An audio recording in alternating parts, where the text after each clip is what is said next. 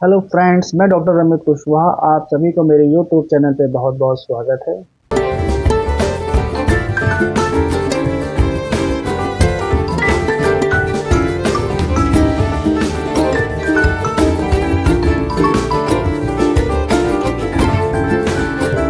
आज हम बात करेंगे एसिडिटी के बारे में। हम लोग देखते हैं कि बहुत से पेशेंट जो आते हैं, जैसे वो अपना कंप्लेन अगर बताते हैं कि हमें खाना खाने के बाद बहुत ज़्यादा एसिड बन जाता है। कभी कभी किसी किसी पेशेंटों को खाली पेट भी बहुत ज़्यादा एसिड बन जाता है, में कट जाता है, या आप देखेंगे कि बहुत ही खट्टापन जैसा होता है। तो उसके बारे में आज जानेंगे। हेलो फ्रेंड्स, अभी तक आपने हमारे चैनल को सब्सक्राइब नहीं किया है तो सब्सक्राइब कर लें, ताकि जब भी हमारा नया वीडियो आए तो उसका नोटिफिकेशन आपको मिल सके। फ्रेंड्स, हम लोग देखेंगे कि जब एसिड रिफ्लेक्स होता है, यानी कि जब एसिड मुंह पे आता है, तो उसकी वजह से बहुत समस्या होती है। हम खाना भी सही से नहीं खा पाते। जब भी हम खाना खाते हैं, उसके थोड़ी देर के बाद देखेंगे कि आपको ये प्रॉब्लम होती है, और किसी किसी लोगों को खाली पेट बहुत ज़्यादा प्रॉब्लम होती है। तो ऐसे में जो दिक्कतें होती हैं, उसमें डकारें बहुत ज़्यादा आती हैं। डकारें बहुत ज़्यादा आ सकती हैं, या आप खाना जैसे ही खाते हैं तो आपके गले में जलन हो जाती है थोड़ी देर के बाद, या आप देखेंगे कि आपको हार्ट बर्न होता है, यानी कि आप यहाँ पे आप देखेंगे जलन सी बनी रहती है बहुत देर तक। तो ये भी एक कारण हो सकता है। यानी कि हार्ट बर्न यानी सीने में जलन जो होती है, उसकी वजह से बेचैनी बहुत ज़्यादा होने लगती है।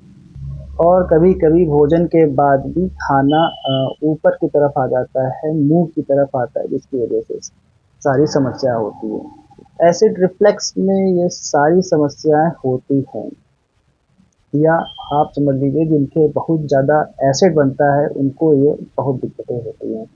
तो ऐसे में और भी कई कारण हैं, जैसे कि आपका शरीर पे ध्यान ना देना, या शरीर में मोटापा होना, या खाना खाने के बाद आप तुरंत लेट जाना, या आप देखेंगे कि उनका जो जीवन शैली है बहुत ही ख़राब है। वो सही टाइम पे ना जगना, या सही टाइम पे ना सोना, ये भी कारण हो सकता है। दूसरा ये भी कारण हो सकता है तनाव। तनाव बहुत ज़्यादा होना, वो भी एक कारण हो सकता है। या खान पीन, या आपके खाने पीने का सही टाइम ना होना, ये भी एक कारण हो सकता है। तो एसिड रिफ्लेक्स में ये सारी प्रॉब्लम होती हैं, यानी कि एसिड की वजह से ये सब दिक्कतें होती हैं। तो उसमें कुछ जान लेते हैं होम्योपैथी की कुछ मेडिसिन।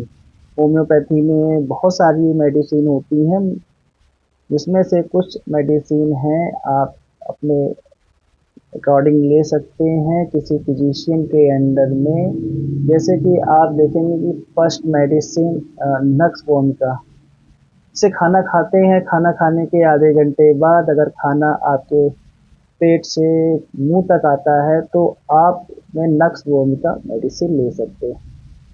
दूसरी मेडिसिन है कार्बोवेज। कार्बोवेज भी बहुत ही अच्छा काम करती है।